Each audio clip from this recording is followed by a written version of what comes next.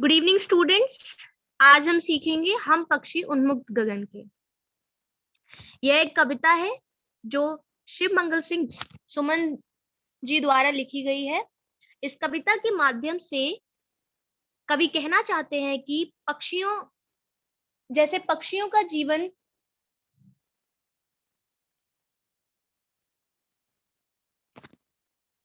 कविता में पक्षियों के माध्यम से कवि स्वतंत्रता का जीवन का वर्णन कर रहे हैं।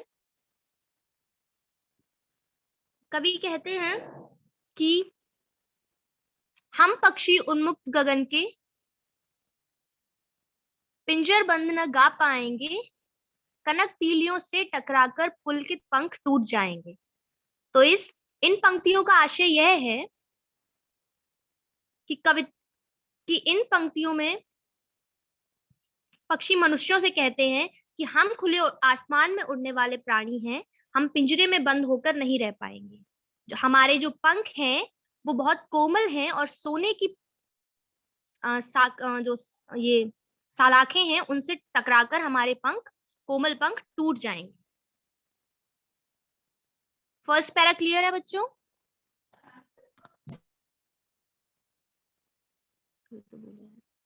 Yes ma'am.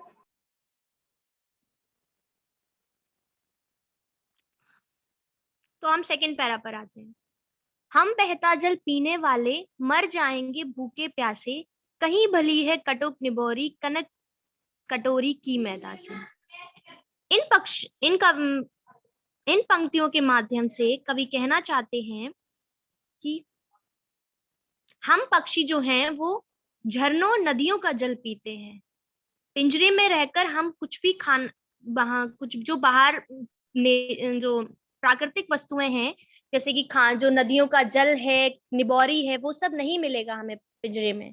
सोने की कटोरियों के जो पकवान है, चाहे वो उन्हें कितना भी लाकर दे दो, उनकी जो कटुक निबोरी है उससे उनका कोई भी मेल नहीं है। उन्हें तो कटुक निबोरी ही पसंद है। और कटुक निबोरी का मतलब जो नीम के जो पौधा होता, जो पेड़ होता है, उस पर जो निबोरी लगती है नीम की, उससे।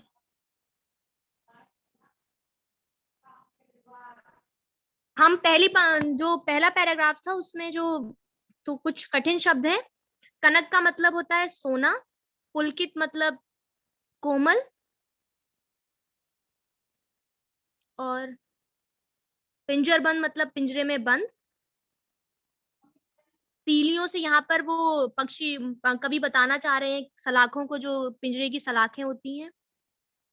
तो समझ आया?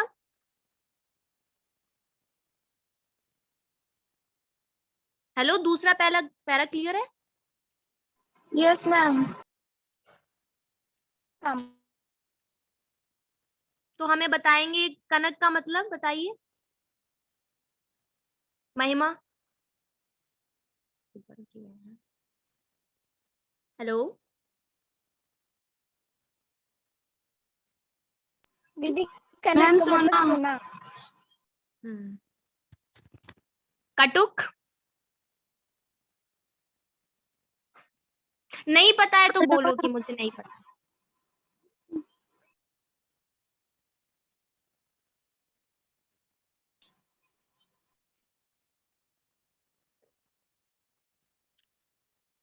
बच्चे नहीं पता है तो बोल दो, कटुक का मतलब नहीं पता है मुझे। मैम कड़वा। Very good.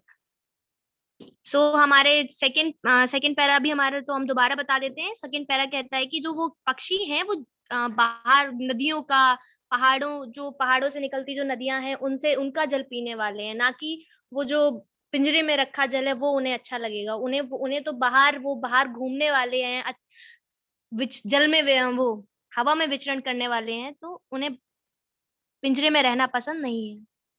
थर्ड पैरा है, स्वर्ण श्रृंखला के बंधन में अपनी गति उड़ान सब भूले, बस सपनों में देख रहे हैं तरु की फुनगी पर के झूले। तो पहले तो हम इसके कठिन शब्द सीख लेते हैं। स्वर्ण मतलब सोना, श्रृंखला मतलब जंजीरें, और तरु मतलब पेड़। फुनगी होता है वृक्ष का सबसे ऊपरी भाग, जो सबसे ऊपर की जो ऊपर होते हैं वो होता है फुनगी।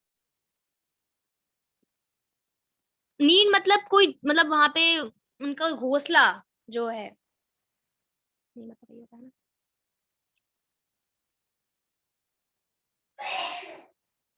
उन्हें उस टहनी पर, मतलब जो टहनी पर उन्हें जगह मिलती है उस, वो ना दो भले ही। टहनी, हाँ। नीड ना दो चाहे टहनी का मतलब एक छोटा सा हिस्सा उन्हें ना दो उस टहनी का। उनका जो आश्रय उन्होंने जो बनाया है वो भी छिन्न भिन्न कर डालो। बस उनके पास जो पंख भगवान ने उन्हें दिए हैं उनसे उन्हें उड़ने की, उन्हें उड़ने दो। तो नीड का मतलब यहाँ पे बच्चों होता है टहनी का ही छोटा सा हिस्सा, मान लो तिनका जैसा कुछ होता है, जिससे वो अपना घर बनाते हैं। आया समझ?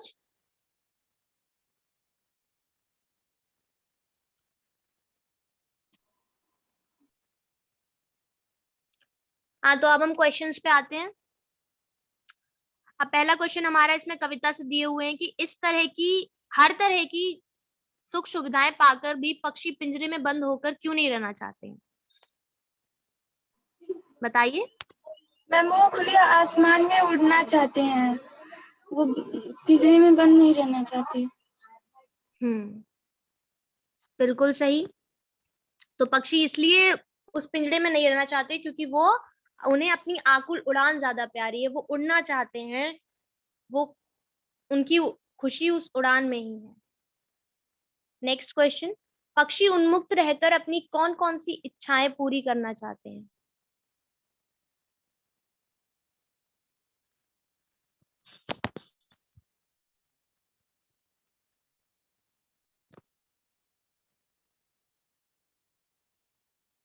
बताइए। मैं वो लोग खुली हवा में उड़कर अपने दोस्तों के साथ बातें करना चाहते हैं, प्रकृति को देखना चाहते हैं।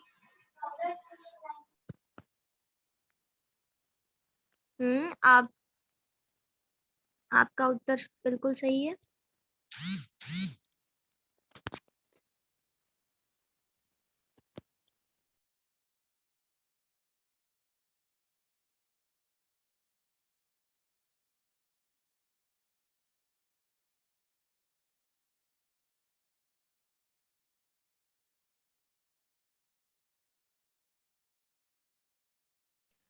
Oh sorry sorry, I was unmuted, I was muted, sorry. हाँ, तो हम इस क्वेश्चन पे थे कि पक्षी उन्मुक्त रहकर अपनी कौन कौन सी इच्छाएं पूरी करना चाहते हैं।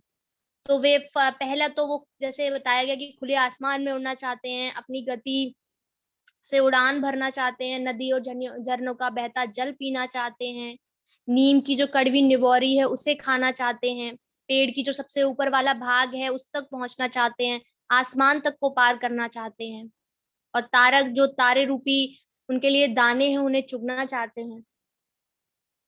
तो ये क्वेश्चन क्लियर है? Yes ma'am. अब नेक्स्ट क्वेश्चन है, या तो क्षितिज मिलन बन जाता या तंती सांसों की डोरी। तो इसका उत्तर क्या है? बताएगा कोई हमें? ट्राई करो, बताओ। मैम धरती और आसमान का मिलने की जो रेखा से क्षितिज कहते हैं। नहीं आ रहा है। हम्म, तो हम बताते हैं। पहली बात इसमें जो है, इसमें जो कवि हैं वो कहना चाहते हैं कि अगर वो स्वतंत्र होते, अगर पक्षी स्वतंत्र होते, तो जो इस धरती की जो असीम, जो इसका क्षितिज है उस तक होड़ लगाते, उस तक मतलब जो वो प्रतियोगिता करते, और अपने इन छोटे छोटे पंखों पंखों से आसमान तक को पार कर लेते, या फिर, या फिर तो उन्हें क्षितिज वो पार कर लेते, या फिर उनकी जो उनके जो प्राण हैं उन्हें त्याग देते। तो क्लियर हुआ? यस अब कोई मैम। इसे रिपीट करेगा? हाँ, तो इसे रिपीट करो, क्या बोला मैंने?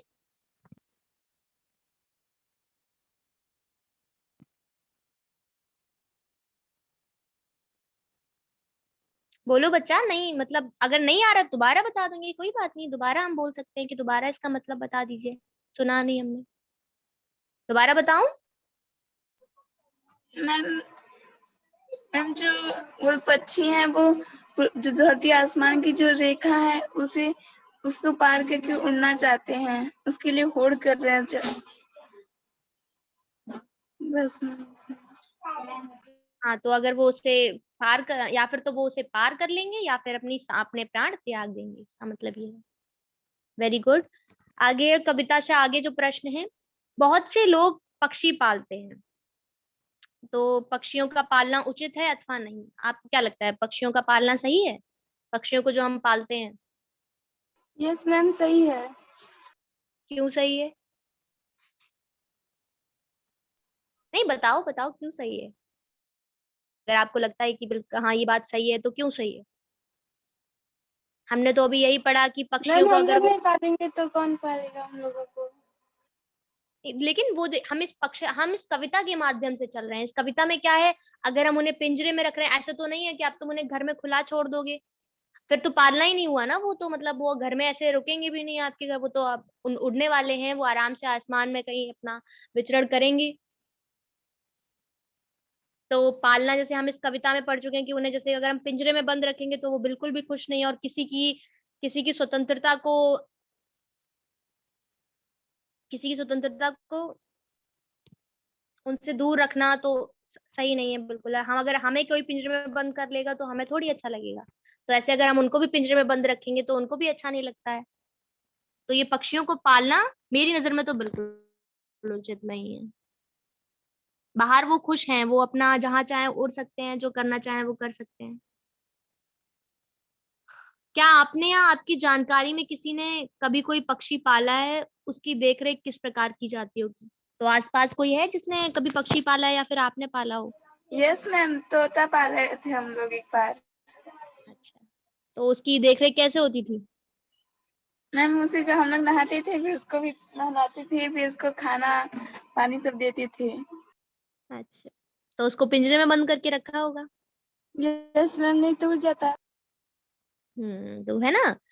तो ये सही नहीं है ना, ऐसे किसी को पिंजरे में बंद रखना। आपको अगर वो कोई पिंजरे में बंद कर दे, खाना पानी सब कुछ दे रहा है, बढ़िया बढ़िया कपड़े भी दे रहा है, लेकिन आपको पिंजरे में बंद करके रख रहा है, तो कोई अच्छा, आपको अच्छा लगेगा ऐसे पिंजरे में बंद करके रखा जाए? No ma'am. तो पिंजरे में बंद करके रखना, पक्षियों को क्या, किसी को भी किसी की स्वतंत्रता को उनसे दूर रखना, उनको कैद करके रखना किसी को भी अच्छा नहीं लगता है। तो ऐसा हमें नहीं करना चाहिए। Next slide.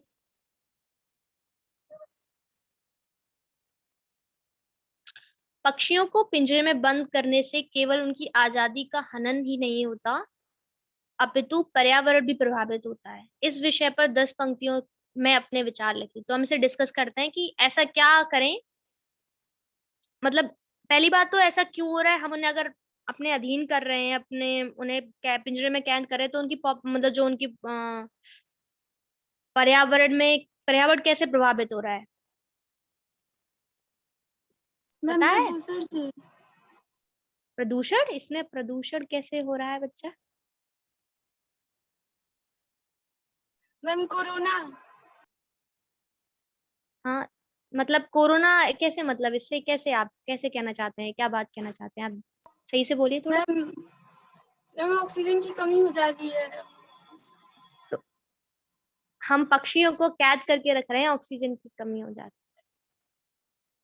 है। हम बताते हैं, पक्षियों को जैसे पिंजरे में बंद करके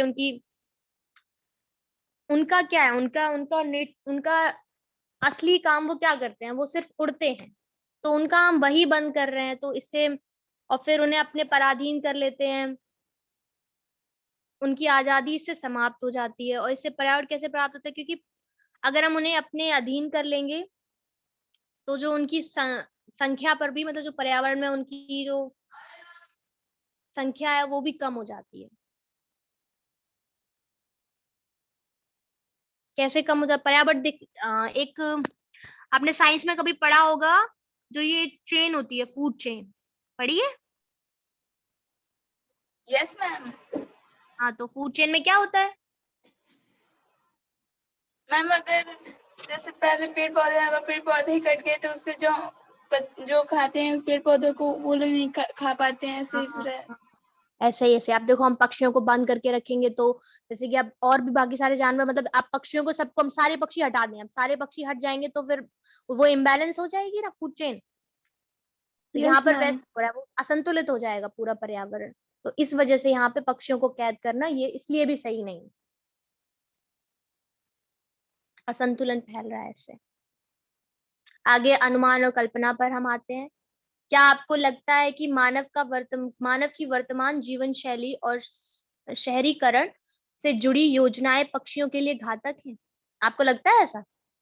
जो ये हो रहा है, ये जो आजकल बड़ी बड़ी फैक्ट्रियां वगैरह बन रही हैं और अच्छे अच्छे मकान बनाए जा रहे हैं, तो इससे पक्षियों के ऊपर असर पड़ रहा है?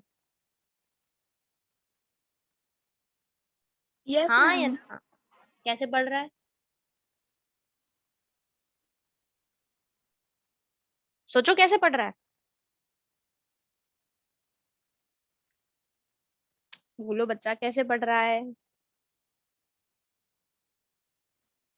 तो ऐसे पड़ रहा है। जो मैम पक्षी है, बोलिए बोलिए बोलिए। मैम इस टाइम ऑक्सीजन की बहुत कमी हो रही है, मतलब पेड़ पौधे कट रहे हैं, तो फिर उन लोग जो पक्षी होते हैं वो लोग भोजन अपना नहीं कर पाते, फैक्ट्री की वजह से मैम प्रदूषण फैल रहा है सारे, वेरी गुड, इस ऐसे पर्यावरण ही। प्रदूषित हो रहा है। गुड। तो उनकी जीवन शैली इसीलिए,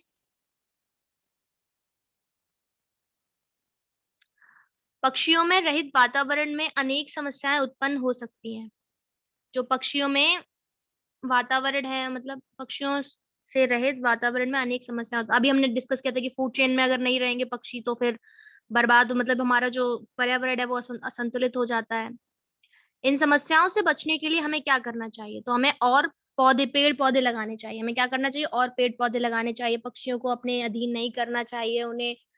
और जहां भी ऐसा होता देखना है, हमें अपने आसपास जागरूकता बढ़ानी चाहिए। उक्त विषय पर वाद विवाद प्रतियोगिता का आयोजन करें। तो हम ये तो कर चुके हैं, हमने बात कर ली इस बारे में, वाद विवाद कर लिया। यदि आपके घर के किसी स्थान पर किसी पक्षी ने अपना आवास बनाया है और किसी कारणवश आपको अपना घर बदलना पड़ रहा है, तो उस पक्षी के लिए आप किस तरह का प्रतिबंध करना आवश्यक समझेंगे? तो आप क्या करेंगे अगर आपके आसपास किसी ने पक्षी ने घोंसला बना लिया है और आपको घर चेंज करना पड़ रहा है, तो क्या करोगे आप?